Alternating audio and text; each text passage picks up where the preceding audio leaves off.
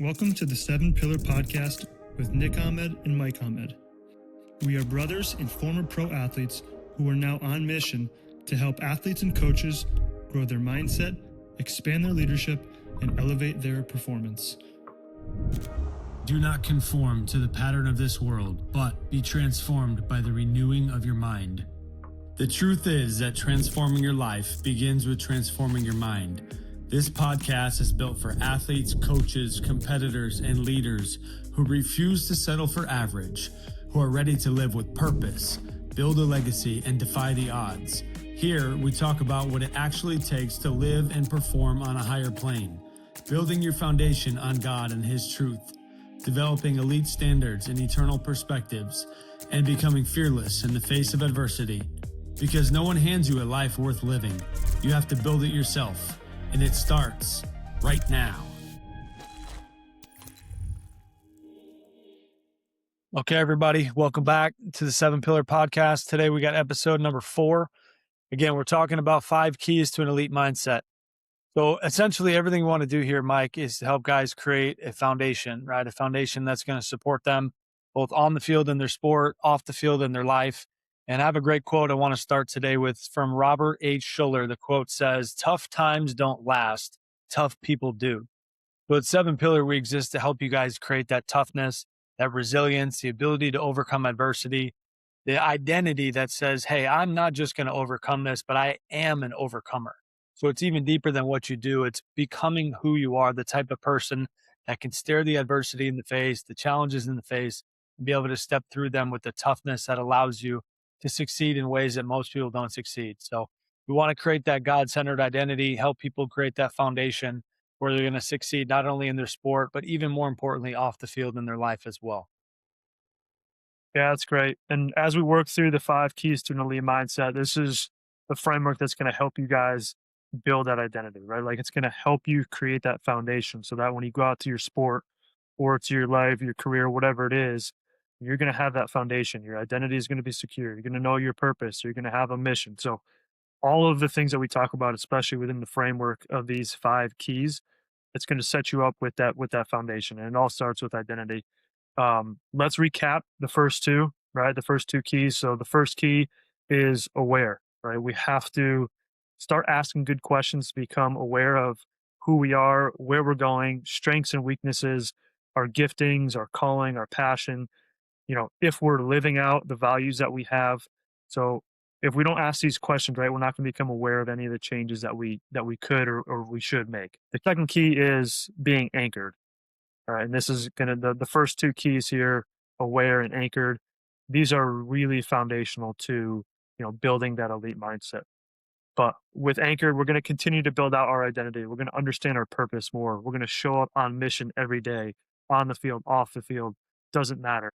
And when we think anchor, right, we want to be connected to something that's stable, to some unchanging belief, to unchanging principles in our life.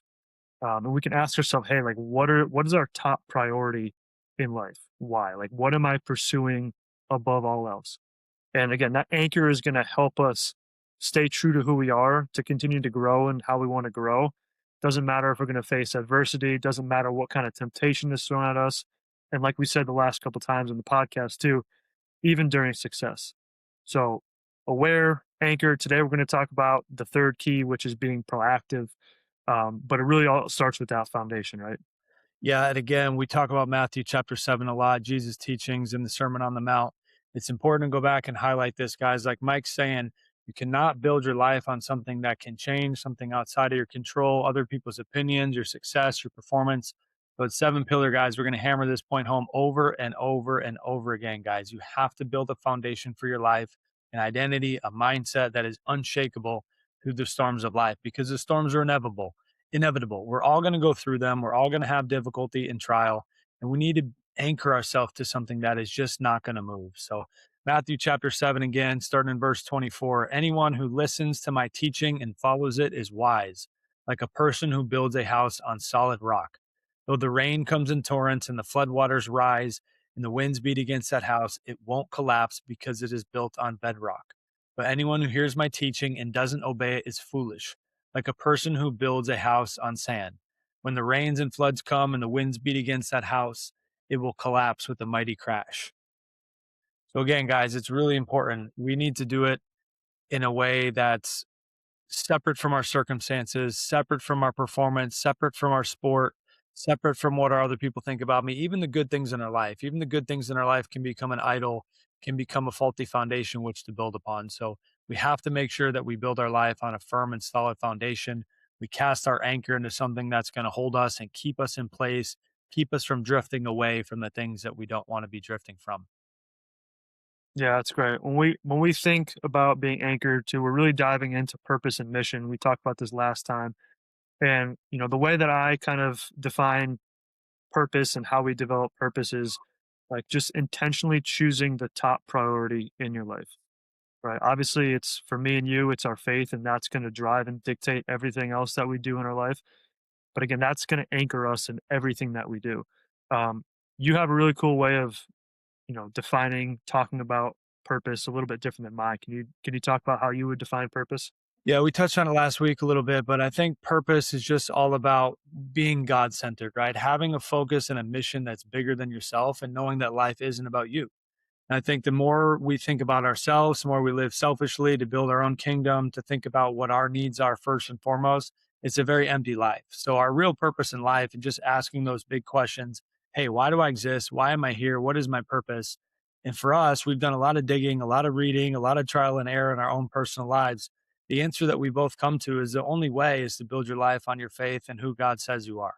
So, trying to build your purpose and your mission into yourself is just so empty. It's so frustrating. It's so anxiety filled and filled with depression. So we need to build our lives on God and build our lives on what we're doing for other people, the impact we can have on others. So moving on a little bit, thinking about today, our third key to an elite mindset is proactive. Okay, proactive. Today we're going to be talking about what proactive means, how we can become more proactive in our lives, and the effect that once we become more proactive, what that's going to do for us. So the problem, guys, Mike and I have experienced this problem to a varying degree at different points in our lives.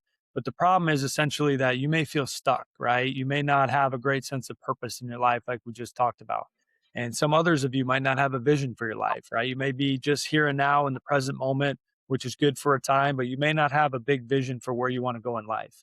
Or some other of you may have some goals, which are great, but you don't know the action steps of how you're going to get to those goals. So Mike, can you talk about the two moments where you felt like you were either stuck or lack purpose in your life? Quick break from today's episode. So here's the truth. We've done the research, and only 5.1% of elite athletes and coaches are actually training their mind on a daily basis. That is exactly why we built our 7-pillar mindset training app.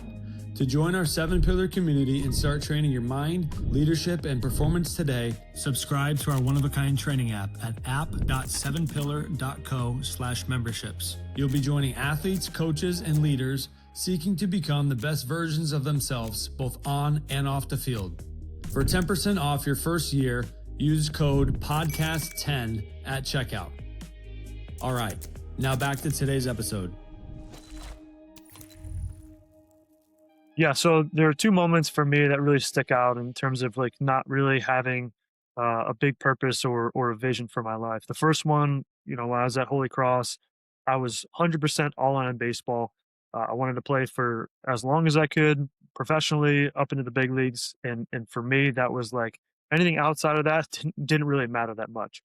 And so looking back, like I didn't really have any vision for my life. I wasn't living proactively outside of baseball. And, we can talk about pursuing baseball and going all in, but I don't think that negates having another vision or being able to be proactive in something that's outside of baseball or sport or whatever it is that you're pursuing most intentionally. So, and then the second part of this too was when I retared from my playing career, and it was like, oh man, like what is going to happen next? Yeah. I think the last few years I had kind of taken on a little bit of a mentorship role. I was a little bit of an older guy in Double A, which I played for the most part. Um, and I definitely had this desire to impact more athletes, but I didn't really know practically what that looked like. So once my playing career ended, it was fairly easy for me to shift into coaching because I wanted to make impact, and baseball is what I knew. Right? I had done it at a high level for like the last 10 years of my life. So that was fairly easy. But outside of me saying, hey, I want to go from playing to coaching, I didn't really have anything else outside of that that was going to help me, be proactive and be the best possible coach. I had some idea of what I wanted to pursue and how I wanted to pursue it, but there was no great vision there for me. So I've been there, and Nick, I'm sure that you've been there, especially now transitioning for you as well outside of playing. But when we have this big picture, this big vision for our life, we can start to be proactive because we know where we want to go, right? We have some clarity on like the steps that we need to take. So, we're talking about build your identity. We talk about purpose and mission. Now we want to get really practical with your vision. Hey, where can you take this? Where can you grow? Where can you go? How can you use your gifts and your strengths to now serve other people, and what does that look like practically speaking? Yeah, so for me, you're just making me think right now on the spot about when I transition. I've been retired for about a year now from playing. And thinking back, I was very strategic and very proactive, like we're talking about today, the last 3 to 4 years of my career of building my identity, knowing that I wasn't who I was as a baseball player, that didn't fully define me, and knowing that I wanted to set myself up for success after I was done with baseball. So Seven Pillars started before I was done playing. It was something we had talked about, something we started to build while I was still an athlete. That way, when I was done playing, I could proactively step into the next stage of my life knowing that I had purpose and mission to step into. So it's really unfortunate, but the stats around pro athletes after they retire are really, really crazy. They're so sad. So depending on what stats and studies you read, it's upwards of 75 or 80% of athletes, pro athletes, after they retire, end up either divorced, bankrupt, or addicted to a substance. So Yeah, that's just let crazy. that sink in. It's crazy. The numbers are so high. It's devastating. But what Mike and I are doing here is trying to help all of you be proactive in advance of that moment because there's one day for all of us when the jersey comes off our back, the spikes come off our feet, we have to hang them up. And who are we after the game is done? So we have to be proactive in building that identity. So again, guys, we're talking about proactive today, and we just want to define it. What does proactive mean? So a simple definition of proactive is taking intentional action before action is required. I'll say that one more time. A quick definition that's going to stick with you guys. Being proactive means taking intentional action before the action is required. Okay, so the opposite of that would be being reactive. Okay, a reactive athlete waits until they're struggling to start training, waits until they're in a slump to start really working and understanding who they are. So a proactive athlete on the opposite side, they consistently train, they consistently recover, and they prepare for problems before they ever arise. Okay, so, or another way to say this too is a reactive athlete says, or a reactive coach or a reactive person or leader says, I'll deal with whatever happens when it happens. But a proactive person says, I'm going to prepare for X, Y, and Z, A, B, and C before they happen. And I'm going to know how I'm going to step into those, the mindset I'm going to have, the things I'm going to do, the actions I will take before that problem even arises. Okay. So for me, guys, I didn't live proactive my whole life. This is something that I've been building in the last probably decade or so of my life. It's still continuing to get better at it as time goes. But I want to share a quick story with you guys just to show how far I've come and what can be possible when you start to live a proactive life. So, Mike, you know this story well, but I was playing on the high school golf team my sophomore year of high school. I stopped playing football after my freshman year.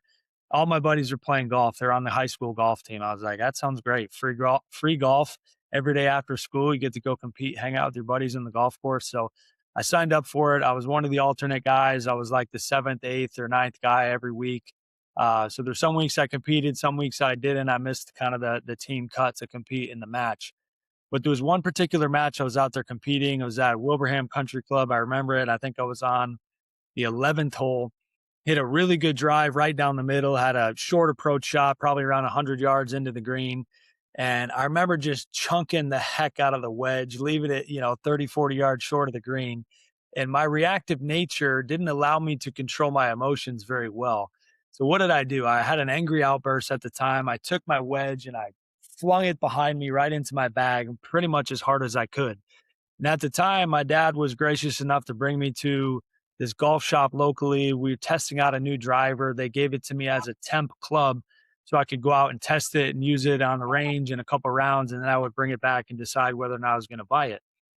And as I did that, I flung my club into my bag. I turned around and it was right in slow motion. I looked at my bag and the temp driver head just went like this. It fell off, right? For those of you guys not on video, the driver head fell completely off. I had snapped the shaft of that new temp driver. It wasn't even mine. And my heart just sunk into my stomach. I knew I made a huge mistake. But at the moment, guys, what I'm trying to share is that I wasn't being proactive. I didn't prepare myself for the inevitable bad shot in the round of golf. And I let my emotions in the moment cause me to be reactive. So it's important, guys, that we learn how to be proactive. We learn how to say, okay, these are the problems that are going to arise most likely in my sport and my life off the field, and building out a strategy, a plan for us to be able to overcome those and know how we're going to handle them before the moment arises. Yeah, that's great, bro. I mean, I've heard that story before. I know that story. You know, we've all been in that mindset before, and I think I shared the story from last time of me playing the Cape League of having a very similar reactive moment when something didn't go my way on the field. So you know, we can talk about being proactive in terms of, you know, being emotionally proactive in the moment. Hey, like we've kind of pre-decided our response to certain things, especially when things don't go our way. Um, so we can have them in these smaller moments, but we can also have them like for the grand picture of our life, right? We want to be proactive in creating um, this vision for our lives and moving in that direction. So I think it can happen on both ends of the spectrum, both in the moment and for the long term as well. Um, what I think is really cool is this quote from Jordan Peterson. He says, "Our consciousness acts to transform the future into the present." And to me, that really means like we have the choice to make, and we can use our imagination to really like say, "Hey, where do I want my life to go?" And once I have this vision, I can say, hey, today I'm going to take these steps to move in that direction. And that's really what being proactive is about, right? It's about intentionally and consistently moving in the direction of the vision that you have for your life, of the type of person that you want to be. As we get into the nuts and bolts of this and getting really practical, um, you know, I have a strategy and a way to think about being proactive that really works for myself, that's worked for my clients, and really kind of talk through this as creating a 10x mindset. Okay. So there's four pieces to this, right? There's four ingredients into what it means to have a 10x mindset. The first ingredient here into that 10x mindset is transform thinking, which really means like we're expanding what we think is possible. Okay, both for what we're capable of and what also can happen in the world, right? The second piece of this is strategic attention. We want to focus on what is most productive and we want to drop what is least productive. And so the question we can ask ourselves here is how well are we managing our time and attention? Yeah, Mike, I know you've got a lot on your plate, as a lot of us do, right? Whether you're a student athlete and you have studies, you have practice, you have your games, you have your family, your social life with your friends. Everyone has a lot going on in life, especially nowadays. So, for you, Mike, as a husband, as a father, as an entrepreneur, as a baseball coach, you've got a lot going on. Can you explain for us the strategic ways that you've decided to manage your time and attention? Yeah, I think one of the easiest things here is talking about a bedtime routine and a morning routine, right? And that's really going to set my day up, or it does set my day up for success, whatever happens in the middle. Like you said, I have a ton of moving pieces. I got three young kids, trying to grow a business. I'm with guys in the cages out on the baseball field. So I have a lot of moving pieces. What I really try to get right is my morning routine and my bedtime routine. And, you know, when I do that, again, everything in between kind of comes together. You know, bedtime routine, get the kids down to bed at night. Um, I'll check in with my wife. We'll spend some time together, and then I'll finish up my night by reading in bed with red light. Uh, get my clothes out for the morning. Get prepped for the morning. Once I wake up, go to the bathroom, do what I need to do, and then I'll grab my Bible and start my day. Sometimes I'll have a little bit more time depending on when the kids wake up, and then I'll get right into my work from there. But you know, keeping it simple again, it's like, can I bookend my bedtime routine and my morning routine? And if those two things are you know firing on all cylinders, I'm set up for a pretty good day. Yeah, I think for athletes and coaches and leaders, everybody, this is something we have to really take seriously. We have a device in our pockets, we have Netflix, we have all kinds of things pulling at our attention and time in a million different ways. So, the excuse that I hate the most, maybe out of any excuse that we all make, because we've all made excuses too many times, is I don't have time, right? What you're really saying in the moment is that you haven't strategically chosen what's most important and you're choosing other things to do with your time, right? We all have different things that pull at us. We have a lot on our plate. We all do. But if something is truly important to you, you will make time for it. So it's a challenge for all of us is to look at ourselves in the mirror and say, hey, am I making the excuse of, oh, I don't have enough time to get in the gym? I don't have enough time to take care of this or do this or get some reading done, expand my mindset.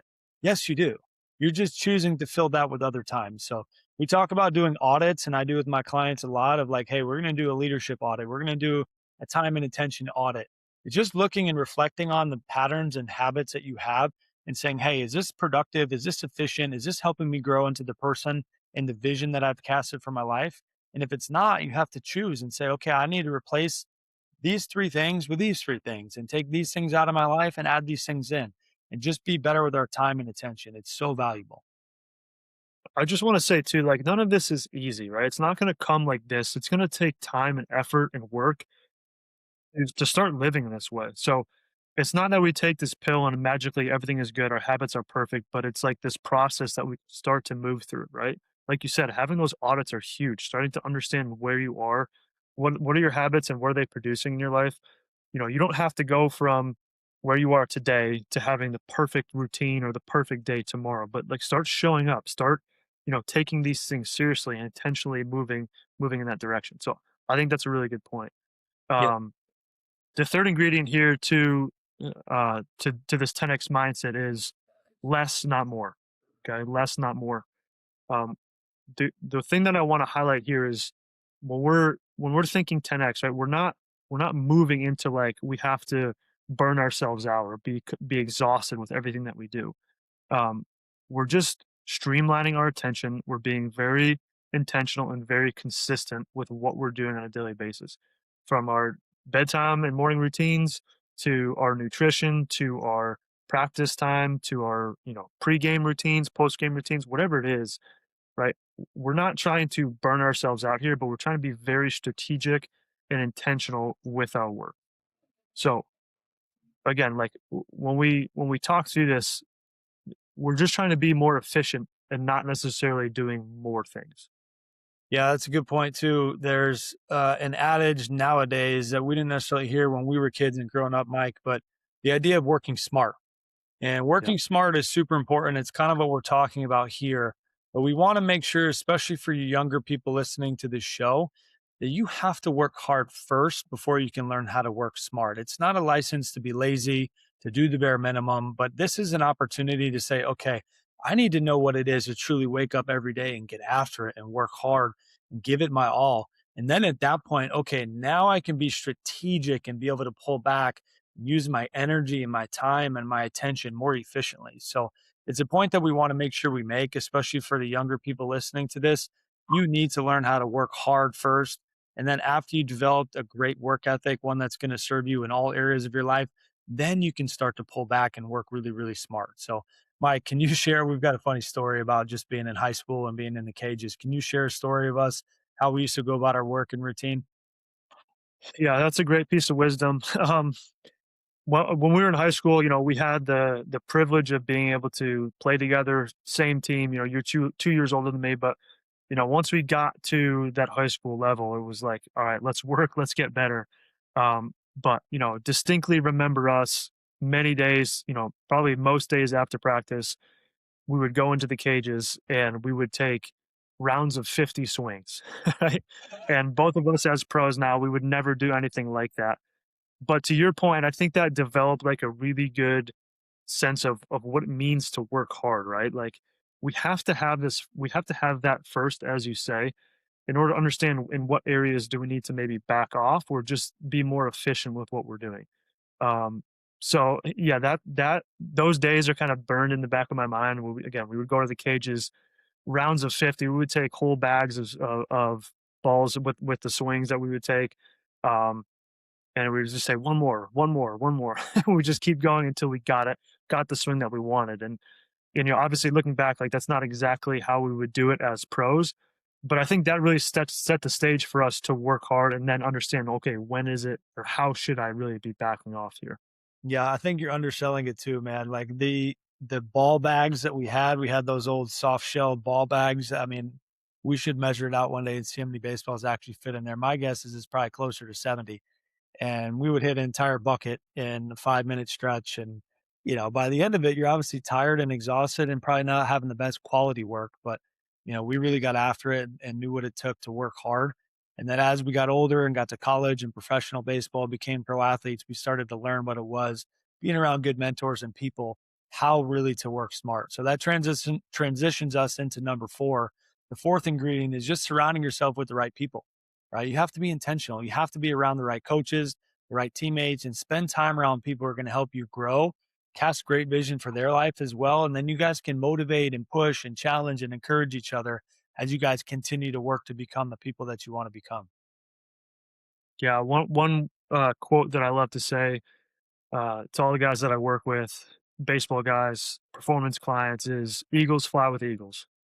Right? So like we want to create this group of people that we're in that is moving in the same direction as we are, that has the same values, that lives the same principles, and we want to create this community. And right, and like within this community, iron sharpens iron. We're going to get better, and we're also going to take on this service mindset too. That's like it's not all about me. And I think that frees us up in a lot of ways too. Do you have any examples, Nick, from your career where the right people kind of shaped your life, your career, etc.? Yeah, 100%. I'm just thinking right now about my rookie year when I got called up in 2014 for the first time. I got called up to a bad team. We were losing a ton of games. I don't know how many we lost that year, but I think it was close to 100 games. So we're in last place when I get called up. I got called up in the end of June. Excited, obviously, being in the big leagues for the first time. It was amazing. But I started to realize there was a pretty distinct difference between kind of two groups of guys on that team in the clubhouse. We had these veterans, and most of them were salty and old and, just not going about their business the right way, finding things to complain about, not working as hard as they should. But then we had this younger group, and the face of the franchise was Paul Goldschmidt at the time. And he had come up 3 years prior and just went off and just was destroying baseballs and playing great defense and running the bases well. And I just gravitated towards him, another guy named AJ Pollock, and both of those guys became two of my best friends. But ultimately, those guys showed me how to prepare. They showed me how to work at the big league level. And, I would just follow them around and we go to the food room together when we get there early in the day. Then we go to the video room and I just watch how they studied video and attacked pitchers and developed an approach. And it was just being around these guys and the osmosis factor from that allowed me to develop and cast a vision. Oh man, I could become a really good player, a really good hitter. I could play this game for a long time if I prepare properly in the right way. So just being around those group of guys, especially Paul Goldschmidt, AJ Pollock, some of those guys that really set the standard and example for what it meant to work hard and work smart with really good strategy. They had great vision for their careers. They were incredible men off the field, men of faith, loved their wives really well. So just being around those guys was really influential for me in helping to develop as a pro. There's a good point I want to share too off of that story. For the younger guys on whatever teams you guys are on, right? You're sharing the story of Paul and AJ being leaders on the team, even though they weren't necessarily veterans at the time. So I think you don't have to wait to be a leader on your team, right? You can set the standard for your team, whether you're a freshman, a sophomore, junior. You don't have to wait to be the senior captain to set that standard. And I think that goes to show, hey, if we do have this vision for our life, we have these standards that we're setting and we're living this way, we're going to take other people with us, Mm. right? When we are proactive, we know exactly who we are and we know exactly where we're going to go.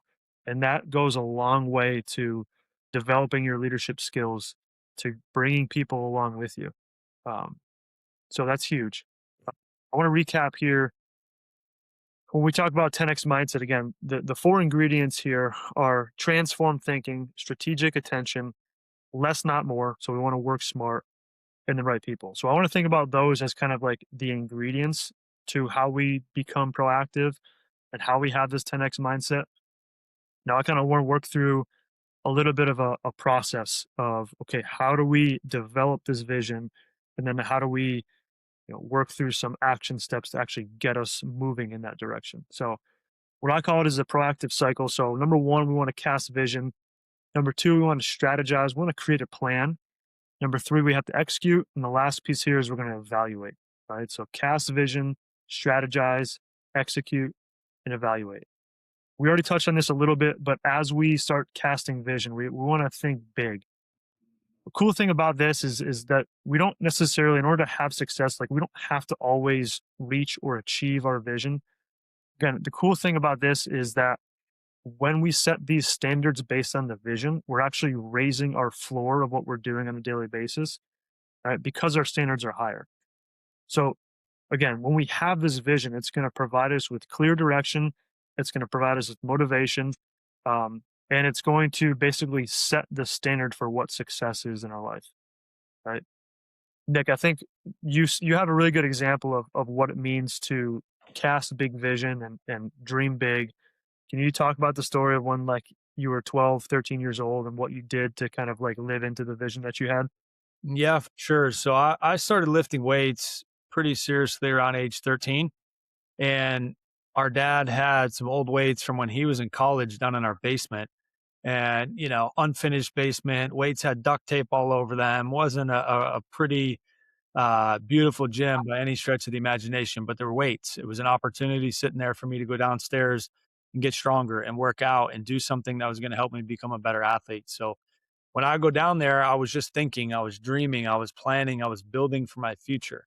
Right. And being 13 years old at the time, I could have set my sights on playing varsity baseball at the high school level, and that would have been great. Or I could have set my sights on playing college baseball or even the highest level of college baseball, Division One. Or I could have set my sights on getting drafted and just being a pro baseball player, a pro athlete. But what I did, I went higher, I went bigger. I set my sights on being a major league baseball player. And that was my dream from when I was about 4 years old. The first time I watched the Boston Red Sox on TV, I was like, man, this is what I want to do with my life. I want to be a major league baseball player. So what I did to be proactive at the time, I went on our home computer. I printed out just a 9 or 8.5 by 11 piece of paper with the MLB logo on it. It was in color, the red, white, and blue logo. And I duct taped it to my dad's workbench, which was across from where the weights were in our basement. And what that did was between sets, as I go down there and start and finish my workouts, I'd stare at that thing and I'd visualize myself one day becoming a major league baseball player and knowing that the work I was putting in the dark, in the basement, in the quiet, when no one else was there, was building a foundation for me to get stronger and bigger and tougher mentally and physically to allow myself to then go to that place one day. So I had to cast a big vision, right? We grew up in a small town in Western Massachusetts, not a baseball hotbed by any stretch of the imagination, right? There's very few guys who even come out of this area to play college baseball, Division One level, never mind playing professionally. So I set a big vision, I cast it, and then I set this intentional step of being proactive to look at something every single day to help me get there. Yeah, that's such a powerful story. And that's kind of why I wanted you to share it. Like there's so much power in casting that vision and then reminding yourself on a daily basis of, hey, like this is what I want. This is what I'm pursuing. So that's super cool. The second piece of this cycle here, guys, is strategize. Okay. What are you doing today that's going to get you one step closer to your vision? What are you doing today? Right? It's about taking action. It's about being proactive. Doesn't have to be perfect, but you do have to show up every single day, take that step, take that action, start moving the direction that you want to go. All right. The third step here is execute. We've said this before. We're going to keep saying it till we're blue in the face, but we have to begin with the end in mind, right? Are we living on mission? Are we being intentional? Are we being consistent with our action and who we are? Are we being consistent in living out our values, right? Like if we want to execute this and stay with this and continue to stay motivated, we do have to have this vision in mind, right? If we don't have any vision, how do we know where to go? How do we know what to pursue? We really don't. So like we want to start with the end in mind and then we can execute on a daily basis. Um, the last piece here is evaluate. We want to take stock of our progress along the way. Okay? We want to have these check-ins, these audits, as you say, is like, hey, are we making progress? Are we making good enough progress? Do I need to change anything? Right? We have to define what success looks like for us. Based on those questions, based on those answers, does anything need to change about our strategy, about our process, about what we're doing on a daily basis? So The other part of this is if you do reach your vision, right? Like you get to the big leagues, whatever, what's the next vision that you can cast for your life? What's coming up next? What vision are you going to cast that's going to help you take those next steps? I love step number 4, Mike. I love how the evaluation piece needs to be there because so often we can cast a great vision, we can have strategy, we can go out there and try to execute. And then maybe we don't get the results that we're looking for. And then we say, I did everything. I did everything. But it's like, yeah, you did, but sometimes things don't just work how we want them to work. And we have to go back to the drawing board. We have to recreate ourselves and re envision how we're going to do things, create new habits and new processes. Right? Success is just not a given in anything. So for us to just say, hey, I did everything possible and it didn't work out, well, maybe, right? Maybe you did, but then maybe there's another way. Maybe there's a better way. Maybe you need to reinvent yourself. Maybe you need to try a different strategy of going about things. So I love the evaluation piece. And as we get wrapped up here to episode number 4, we want to wrap up and just remind yourself, guys, the Bible is very, very clear. We don't want to just be hearers of the word, right? Whether it's reading scripture, whether it's listening to a podcast, a book, a coach's instruction. We can't just hear what is being said. We have to actually do it. We have to actually take action and apply it to our lives. So, Mike, you want to wrap this thing up here and just talk about how we're going to cast vision and give us some practical steps moving forward? Yep. We'll finish up getting practical here. This is kind of the process that I take my clients through, that I've obviously taken myself through in order to create big vision, in order to be proactive, um, and again, consistently and intentionally move in the direction that we want to go. So, in order to create that vision, in order to be proactive, what I want you to do is I want you to brainstorm your top 3 priority areas in your life and think about your vision, your goals, all the things that you want to accomplish in those areas. Could be your faith walk, it could be sports, it could be, your family life, it could be coaching, career, business, etc. It doesn't matter. Your top 3 priority areas, and then start thinking of things that you want to accomplish. Again, we want to think big with these. The second part here, based on those priority areas, I want you to come up with a list of standards and action items for those areas. Okay, so I want you to think about what it's going to take to be great within those areas. Um, we can do this from a hard skill standpoint, right? For a baseball player, obviously you need to get better on the field, but also from a mindset perspective, right? What are you doing to train your mind on a daily basis? How are you taking those steps to have and create an elite mindset? Uh, the last piece here is, okay, we're going to pick out at least one of these areas and one of these action steps and start incorporating them into your daily schedule. So, like I've said before, you don't have to do everything. You don't have to bite off everything at once, but we do want to show up, right? We want to make sure that we're doing at least one thing in one of these areas and incorporate them intentionally into your schedule. So make a note on your phone, schedule in your calendar app on your phone, tell somebody about it, but we want to be intentional, actually start showing up with the things that we say we're going to do. I love it, Mike. That's awesome. Time to be proactive, everybody. Stay tuned next week. We'll come back with the next step to developing an elite mindset. Thank you for tuning in with us today. If this episode brought you value, please share it with someone in your circle who needs to hear this message. Be sure to follow the show so you never miss an episode, and don't forget to leave a rating and review. Every share, follow, and review helps us reach more people and make a greater impact. Because at the end of the day, this is about more than content. It's about growth, purpose, and stepping fully into who you were created to be.